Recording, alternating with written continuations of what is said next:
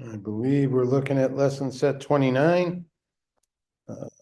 Not quite sure how much to talk about each problem at this stage of the game. The fourth or fifth lesson set in a row of the same material, which means expectations are that you're starting to connect with it a little better.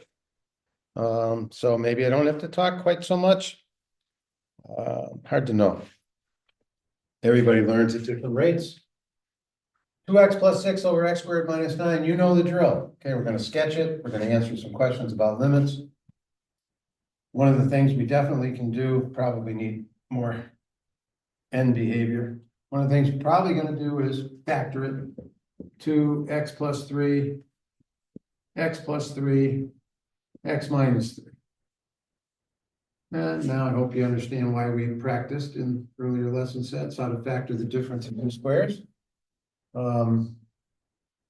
So what happens here? We reduce, and we're really only looking at 2 divided by x minus 3, remembering that we can't use -3. -3 squared is 9 minus 9 is 0, can't divide by 0. But whatever crazy behavior, like right here, if you put 3.001 in, you get a very big number out. And that doesn't happen over here at -3.001 anymore because we've canceled that discussion right out of the problem. So what do we have? As we go to infinity, this goes to 0. As we go towards, I guess, what do I want to write? 3. Let's look at 3. So 3 is undefined. We know we're headed towards 0. Another way to look at it is the exponent in the denominator is bigger than the exponent in the numerator. These players drop out when we start putting huge numbers in. We're really looking at 2x divided by x squared, which is 2 over x. And as x gets bigger, the fraction gets smaller, but it's definitely positive. Okay. I only have this one asymptote. I'm going to get a sign change. That y-intercept better be a small negative. 6 over -9, -2/3. When I put a 0 in, looks like it's in the right place. Let's verify that I'm heading towards negative infinity. Positive infinity on this side. Let's go this side first. Let's put a 4 in. Probably going to have to redraw this. It probably is going to look more like that. But let's put a 4 in and see where we're at. 8, 6, 14, 16 minus 9, 7. A 4 gets me a 2. So 4 gets me a 2. How about we do that? 4 gets me a 2. Kind of validates what we're doing on this side. Remember, we can't use -3. Haven't done this much, but -3, I can use it here. I can use -3 there, so that's -1/3. -1/3 is closer to 0 than -2/3 is. Looks like it's in the right place.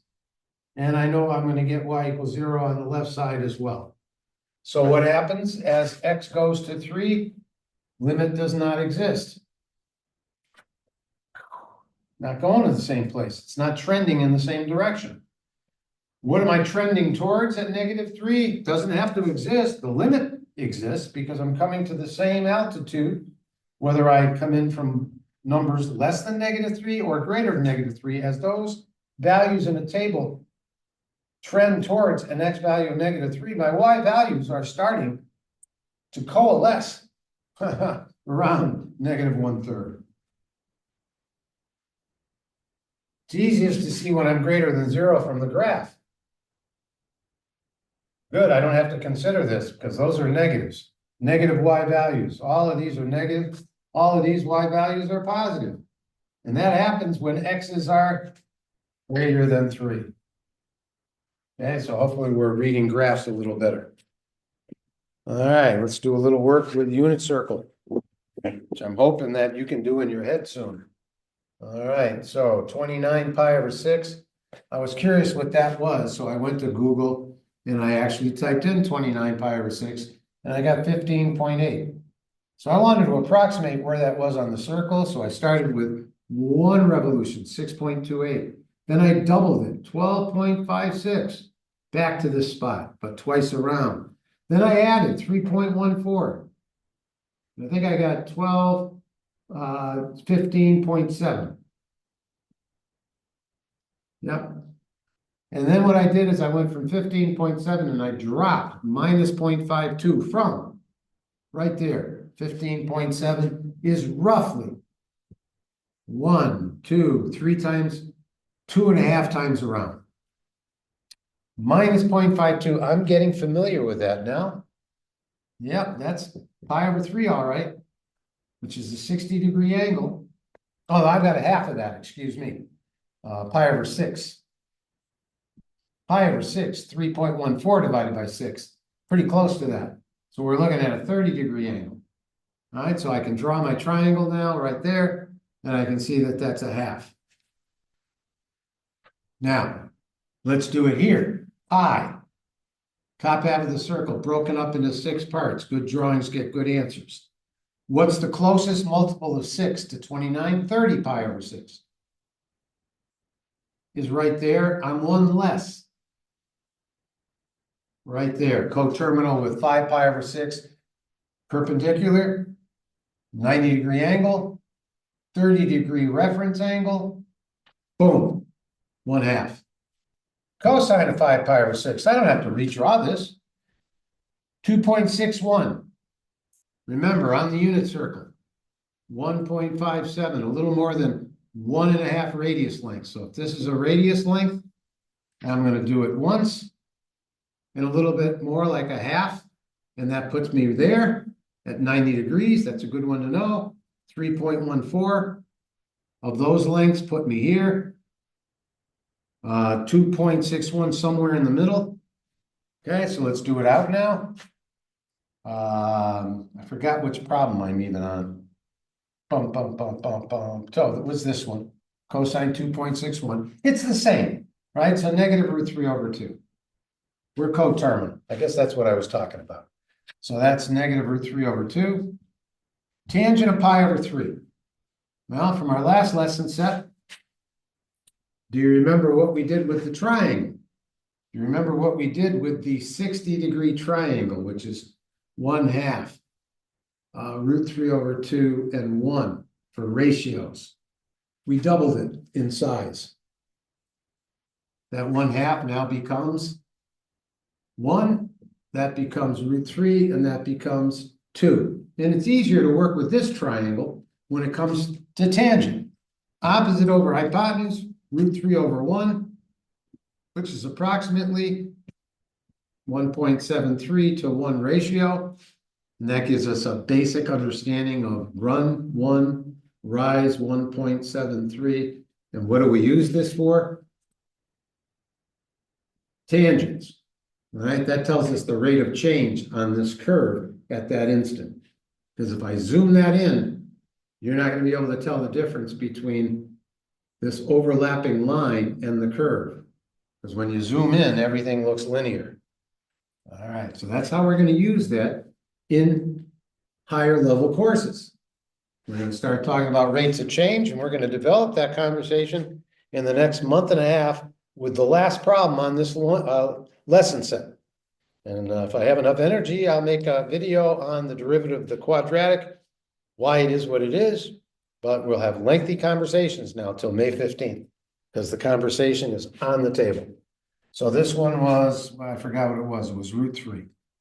All right, and there's an understood division by 1 there. All right. In the unit circle, when is this equation going to be true? For what angles? That's what X stands for what angle? So pause the video and try it. I'll just do the problem now. Move the 3, move the 4. Take this plus minus square root. Should look familiar. We're looking at heights. Heights approximately plus and minus 0.87 on the unit circle. Unit circle goes up to 1, down to -1. Whereas 0.87, maybe here, maybe here. Whereas negative 0.87, maybe here, maybe here. Let's draw those triangles, see what we have.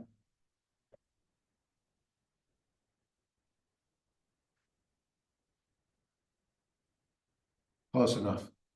I hope you're seeing 60 degrees, which is pi over 3, 2 pi over 3, 60 times 2, 120. 3, this is 4 pi over 3, and this is 5 pi over 3.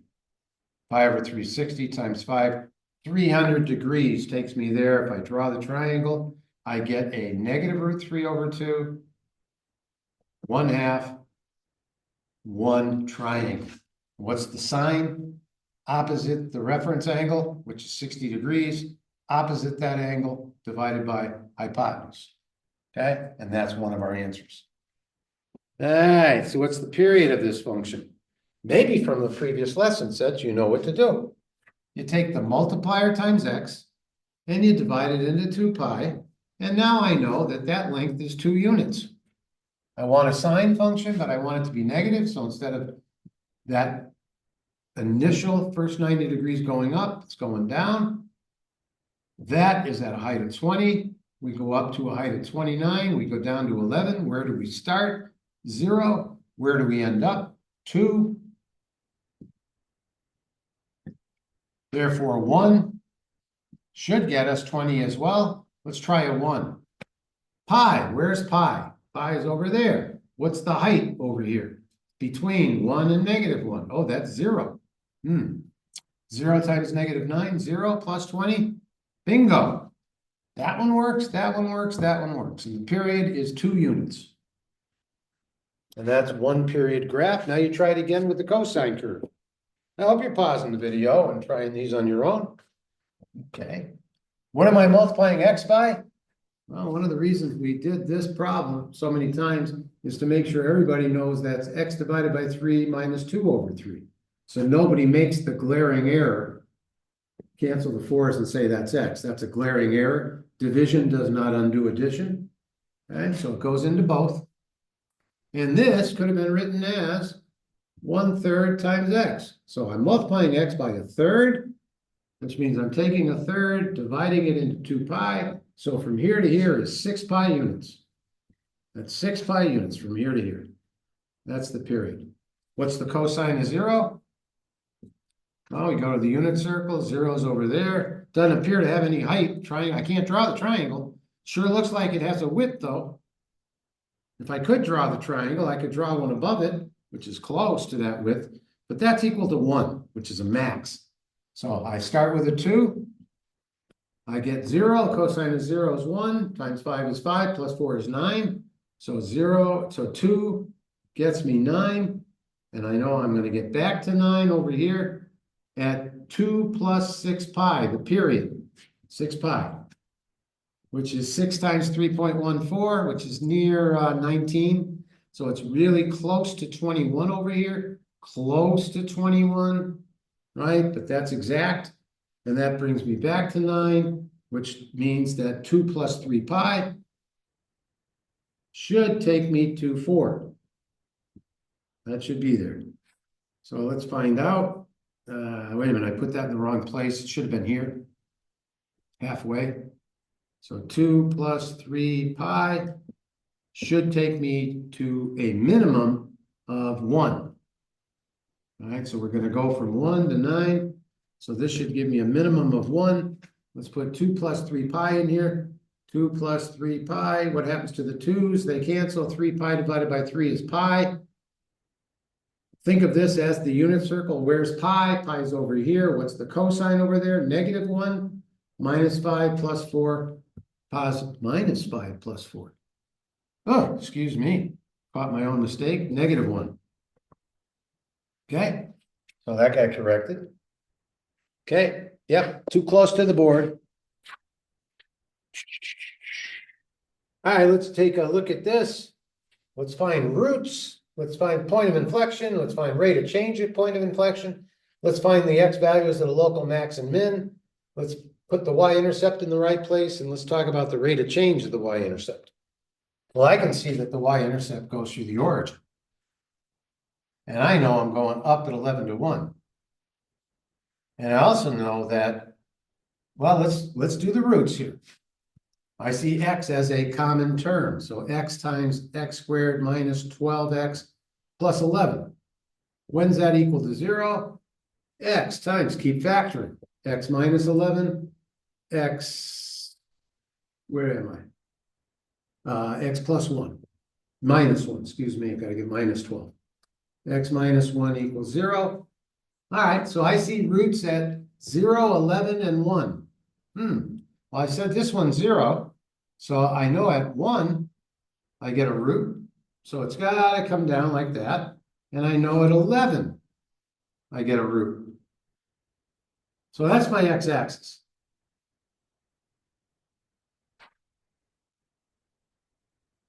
Sure looks like that's around 3, 4, 5, somewhere in there if I drew it well. So here's the y-intercept, 0, 0. And I'm going up at 11 to 1 right there. We'll show why.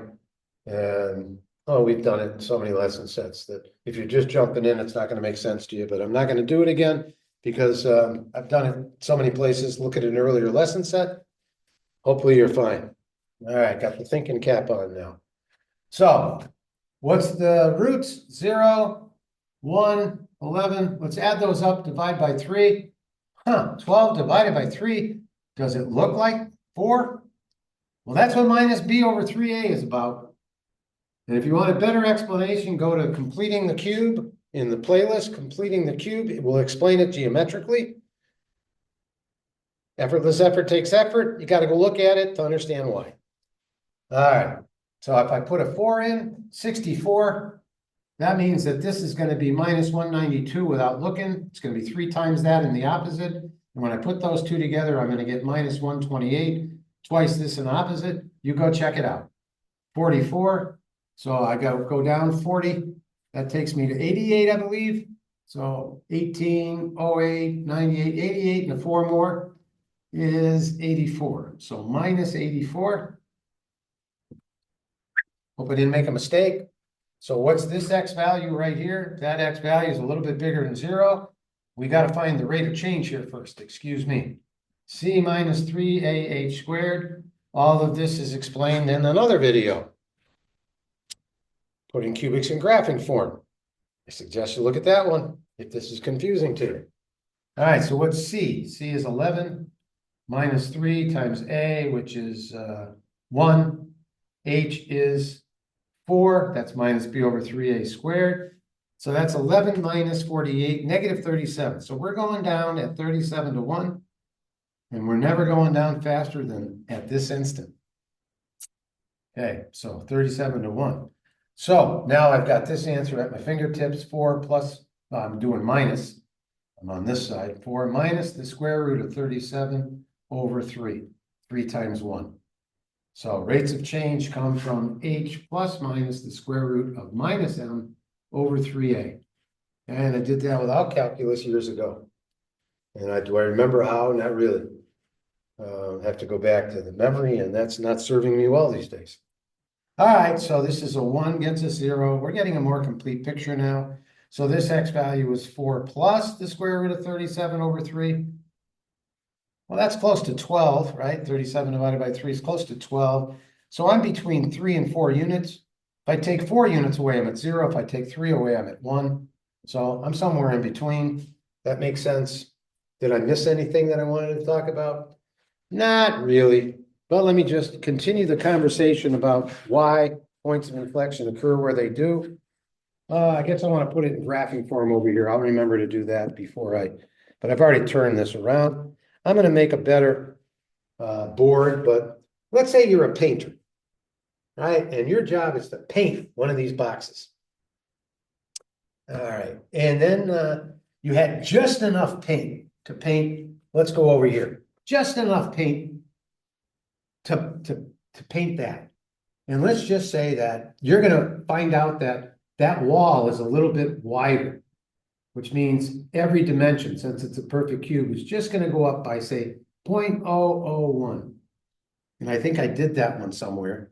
Oh, I guess I did the 3. So we're switching to this box. All right. So, and I did 0.001. Well, you got to buy some more paint, right? You only have enough paint, perfect amount to paint this. So how much more are you going to have to buy? Well, you got to paint 3 sides here, right, to keep the shape. And that paint's gonna have a little bit of height, a little bit of thickness. And now how much would you have to buy if you change by 0.001 here? Each one, each dimension's going up by 0.001. I don't think you need as much new paint. I think it's a smaller box. And how much would you need if you had the same scenario here? You're buying less paint. And what if you didn't have a box?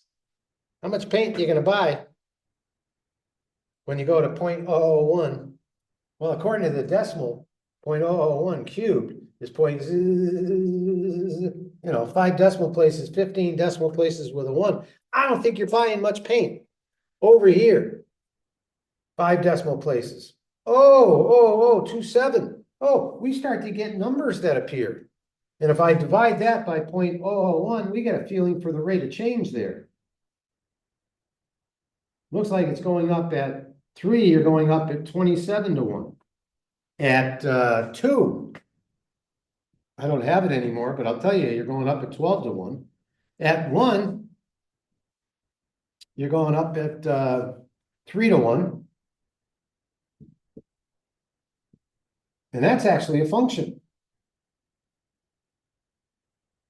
And that actually, those numbers come from 3x squared, which happens to be the surface area of one of these, half the surface area of one of those boxes. Kind of fits the scenario I was describing in some ways, But conversation has started, and I'm going to bring in a box, and I'm going to show you what's going on. We're going to keep looking at these values and hopefully make some more sense out of what we're looking at here. And that takes time. All right. So not only do mechanics take repetition, which we're doing a little bit with each problem a day versus a lot with one problem a day. Right. And why are we doing it that way? So you get familiar with it. You see it every day. You start to remember what you're looking at. And then we're going to keep deepening our conceptual discussions. And as I say, I'm going to make one on the quadratic soon. In the next few days, I hope to make one on the quadratic, slow down the conversation now that we've got some things in the old noggin, and we'll try to make some gains. All right, around velocity, acceleration, things like that, position. I want to have you having those conversations before you get to a level of study where they're introduced, because you don't get to talk about them too much. There's too much mechanical stuff going on each day. All right, direct inverse joint variation.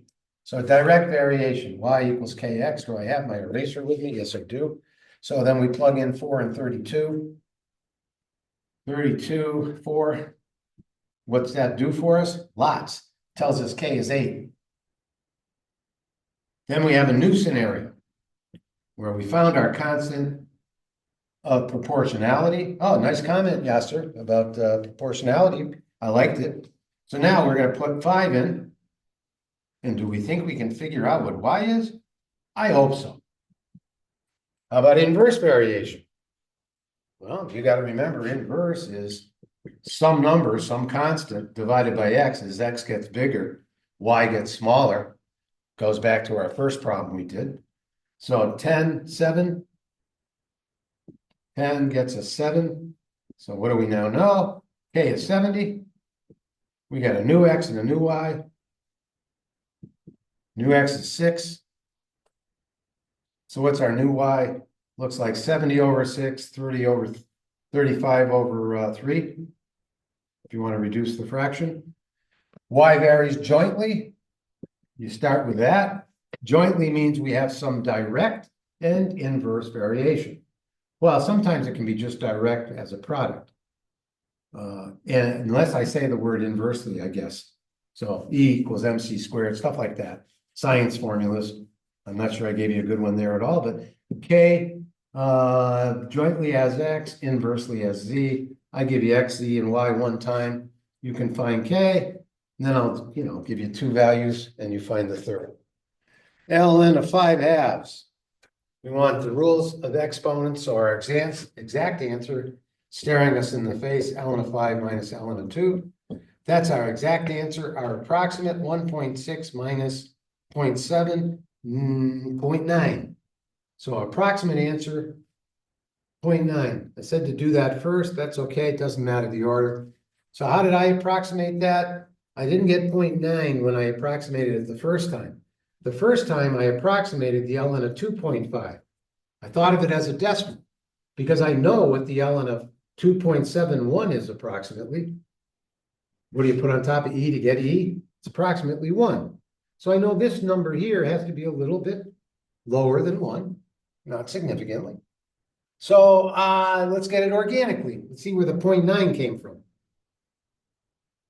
Well, 5/2 could have been written as e to the 1.6 over e to the 0.7, and that could have been written as e to the 1.6 minus 0.7. Now, when I take the ln of that, we don't write base e. It's understood to be that, okay? I'm looking for the exponential activity on top of e in this parentheses. Well, I think that is 1.6 minus 0.7. That's the exponential activity. I think we just proved it. And what's another way of writing 1.6 minus 0.7? ln of 5 minus ln of 2. So subtraction implies division. And division implies a subtraction of exponents if we make these numbers the same base. One of the beauties of e to the whatever is you can change every number you want into e notation. So what's another way of writing 2 to the x? The doubling function, it's approximately e to the 0.7x. 0.7x. They're basically equivalent, and they really don't diverge that much till you start getting bigger numbers for x. Okay. All right. Hopefully this is getting you some practice. All right, we got an inequality. As we go through the semester, we'll drop the sign charts and we'll do this graphically. But right now, we'll continue with the sign charts. All right, when I have an even exponent, I'm putting a dot. When I have an odd exponent, I'm putting a dash. That's to remind me if there's going to be a sign change, which I will highlight as I do this problem. If you've done it 3 or 4 times and you're ready to tackle it yourself, pause the video, do it, come back, see if we get the same answer. All right, so I'm seeing 0. No sign change there. I'm seeing 5, sign change. I'm seeing -2, sign change. I pick a number bigger than 5, and I can see that I'm not going to be bigger. So if I get a change, no change, change, I can see my answer now should be negative infinity, -2 can work. So bracket 0 can work. So union 0 might have missed that, but it equals. So got to include 0, union, 5 can work. No, I'm thinking about greater than 0. Well, that's what I want, greater than or equal to 0. So I need -2 to 5. That's all I need. X less than or equal to 5, greater than or equal to -2. I do so many positive ones that I've had a little muscle memory there. Got to look at what I'm doing. I'm already trying to think about what I want to say to you versus what I'm looking at, and that gets me in trouble. All right, so let's prove that this is true, that this was our answer. Pick a number bigger than 5. How about 6? Well, 6 is going to get me a negative in the first parentheses. Maybe I should put this here. -2x to the 4th. What do I get when I put a 6 in there? A negative number. X minus 5. What do I get when I put a 6? A 6 into that. Okay? I get a positive number. 3 times 6 plus 6 is a positive number. Is that product greater than or equal to 0? I would say false. Okay. I'm going to get a sign change at 5, which is this one. When I drop in a 4 doesn't change this at all. Does change that one. And 4 times 3 plus 6 does not change that one. I get one sign change. I think, is that greater than or equal to 0? I think it's true. Let's put -1 in. Let's put -1 in. What do I get for that? I still get a negative. Remember, 4th power is always going to change negatives and positives into positives. But that negative, this is always going to be negative. All right, but let's do that one at a time. -1 minus 5, that didn't change. -1 in the last parentheses is still positive. Well, I still get the same thing as I got there. So greater than or equal to 0, still true.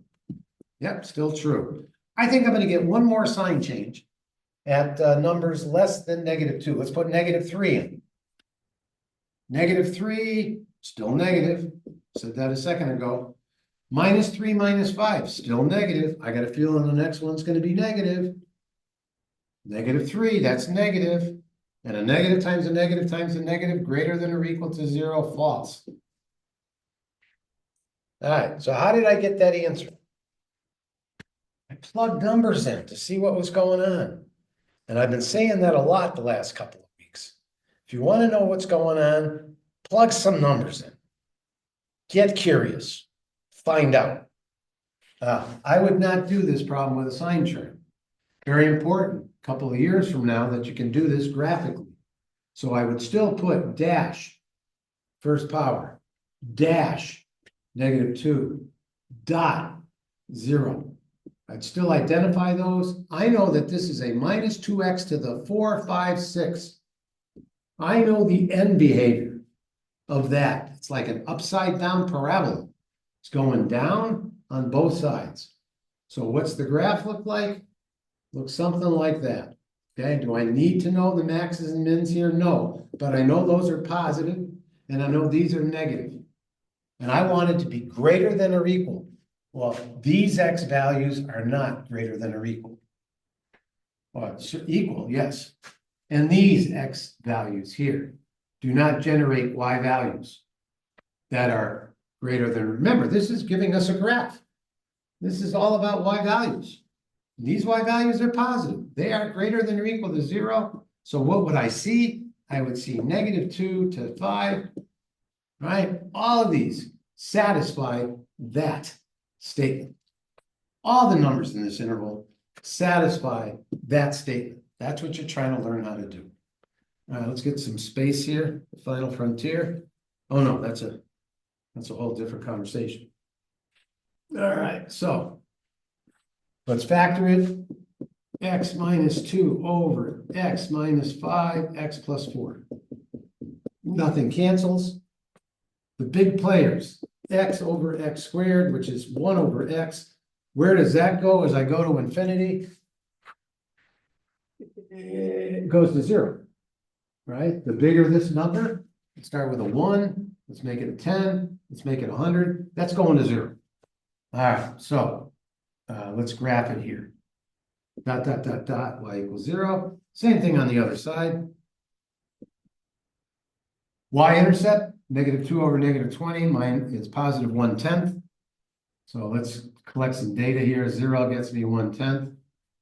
Okay, x-intercept, 2. 2 might be here. Gets me a 0. I'm going to get a sign change there. -4, undefined. So I got to push this out quite a bit in terms of scale.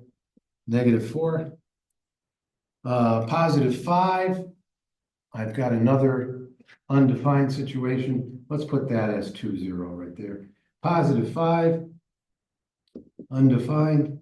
Not greatly drawn to scale. Y equals 0. Yeah, if I put big numbers in, I'm going to get positive, positive, positive. No x-intercept other than this one. It's got to do that. Verify it with a 6. 6 minus 2 is, let's put it here. 6 minus 2, 4. That's a 1. That's a 10. 4/10, 0.4. Okay, so it's a 6, might be there, close to 0. You pick a number like 5.001. You should be heading to positive infinity. We get a sign change at 5. So then it's negative infinity. We get ourselves a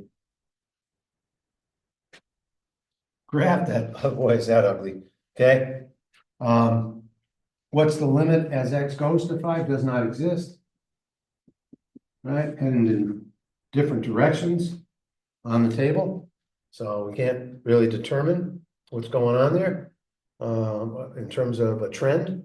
1 second, we're headed to positive infinity, and the next we're going to negative infinity. So we use that designation. -4 from the left.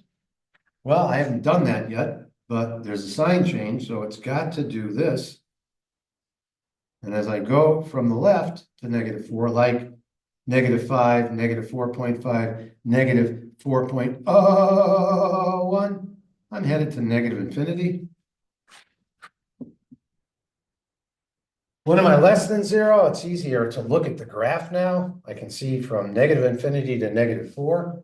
So why don't I write that answer over here from -infinity to -4. -4 doesn't exist, so I got to do that. Union looks like 2 to 5.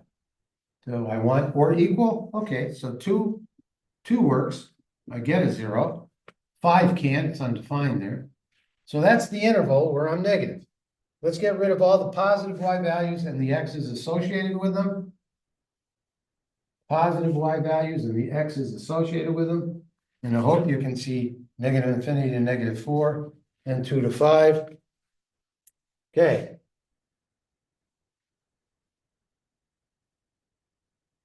Domain. Okay, we're not going to graph these. We're going to have some fun graphing stuff later in the term where I challenge you a little bit with composites. But right now, we're just going to define 2 as a very critical number and 5. Those are the critical numbers that I see. Now, those are what make zeros. So if I put a 2 in here, cube root of 0 is 0. I don't think I can divide. I don't think I can use that number. 5. 5 minus 5 is 0. I don't think I can find anything. 3 to the something that gives me 0. I don't think I can use that number. Can I use numbers bigger than 5? 6. 5 minus 6? No. This has to be positive. Parentheses has to be positive. I cannot use 6. No. Can I use numbers less than 2? How about minus 20? Minus 20 minus 2 is minus 24. Will I get an answer on a calculator for the cube root of minus 24? Can I do a something times something times something that gets me a negative? Can I put a negative number in there? Can I get a negative times a negative times a I can. That's why when you're solving cube roots, we don't put plus minus there. So yes, I can use a number like minus 20. So what do you put on top of a 3 to get a 25? We can figure that out. What do you put on top of a 3 to get a 25? Go ahead, figure that out. It's a nice challenge question for you right now. Okay, ponder it. I'll give you another 3 seconds, and then I'm going to do this for you. Well, 3 is e to the 1.1x, approximately. 25 is e to the 1.6, that's 5 times 2. So I want e to the 1.1x to equal e to the 3.2. You think you can figure out a way to do that? Yeah, I hope you can divide 1.1 into 3.2. Now that's where your change of base formula comes from, by the way. So log base 3 to get 25 could be written as the ln of 25 over the ln of 3. And that hopefully explains to you where something called the change of base formula comes from for those of you who have been working with the change of base and we're wondering, where does it come from? This process. Thank you, Mr. Euler. All right. Now we're talking, well, I guess I answered this. -infinity, that answer is -infinity to 2. 2 we can't use. Can't use 5, but we can use 2 to 5. I think I can throw a number like 3 in. Yep. 3 to the what gets you 2. Maybe you can answer that now. And I think 3 minus 2, the cube root of 1. Yeah, I think we can do that. I think we can divide 1 into ln of 2 over ln of 3. All right, so last one, derivatives. I'm going to do going to tackle this in a video. Probably going to take a 10-minute conversation to explain a little more clearly, hopefully, why we can do what we can do. But x squared changes by the formula 2 times x. I'm going to explain that in the video. We're multiplying by 5. We're subtracting 20, and now we have a rate function set to 0. So that's 10x minus 20. I want to know when that's 0 because I know a double prime of x is equal to 10, and that's a positive number. And I'm going to probably take this example here and really take a separate video and talk about it with some drawings, some geometry. I'm a big fan of repetitive conversations. I want to repeat a conversation with this problem and see if it resonates with you. All right, so looks like x is equal to 2. That's my critical number. I put 2 in. I get 20 minus 40. I hope those numbers make sense to you at this stage. So minus 20 plus 7 gets us negative 13. And I know if acceleration, the rate of rates, if you're driving in a car at a certain rate, and then you hit the gas, you're going at a certain rate, you hit the gas some more. I hope you get a sense of the concavity, concave up, when we have a second derivative. All right, so I know the shape of this is concave up, not concave down. I know that at 2, I get negative 13. And I also know 0 should be coming down. Is it? Yes, at 20 to 1 at that instant. Let's put 0 in here. 10 times 0 minus 20. Oh, that's another way to know you're going down at 20 to 1. Of course, we haven't used calculus in the first half at all, and we're not going to do much more with it other than get you the origins of calculus, what a derivative is. And I think I put a 2 by 2 square here, which has area, 2 by 2, right? 4 units of area. And I think on day 1 of lesson set, I put a little frame on it. I'm going to keep building frames. That's day 2. Now we're at day 3. Oh, I think the area of that shape is increasing when I put that frame on there. And I think I've standardized the width of each strip. It's the width of the marker. I'll even do one more. Wow. And I guess if this was a generic now, it's not a 2 by 2, it's an x by x. I think that length and that length, especially if I hinge it, becomes that length. And I got a feeling when I was doing this, when I started here, I didn't have a square. Wow. And I just keep adding x's, x's, x's, x's, x, x, x, x, x, x, distance, distance, distance. Boy, oh boy, look what's happening. I'm filling up this square with area. Wow. Wow. And I didn't have any. 2x, excuse me. When I started drawing, there was no, if I don't have a square over or down, you're not seeing much over down, but then you're seeing 2x. Yeah, eventually you're starting to see the frame, right, with the hinge materialize. Let's take that over to 2 from 0. Geez, that's an area of 2 by 4. Oh, that's 4 units of area. Oh, interesting. We'll talk about that some more later. Yeah, adding up all those frames, adding them all up, matches the area of a 2 by 2. Imagine that. If I could add up all those 2x's with a thickness, well, let's call that a difference in x, right? Right? We have a 2 by 2, a 2 by 2, and if I add that, maybe I'm adding 0.01. That's a 2 by 2 for x, and then a 2.01. Well, that's a little difference in x. Small little difference in x. Yeah. Times 2x, that gets me the frame. Yeah, interesting. And I just went from 0 to 2. And it gave me 4. Boy. Interesting conversation. Might have to have this quite a few times. Might have to have it quite a few times. Might have to draw some pictures. Might have to give you a couple of weeks of talking about this before the lights go on and you go, I'm making some connections. I don't expect you to make many yet, right? I tell my calculus kids, you want to look at differentiation integration? There might be 10 things your brain has to connect, synapses. And the first couple might be even unconscious. Your brain might be working on something whether you know it or not right now. Probably is. All right, so where am I now? That's the end of that video. And I'll upload it. I hope I didn't make any mistakes. I'm sure I probably did. Just where I'm at in life, getting a little careless. And but Yasser, you're gonna check for me, I hope. I don't know how much longer you want to do it for, but I appreciate what you've done thus far. Thank you. All right, stay safe and warm, everybody.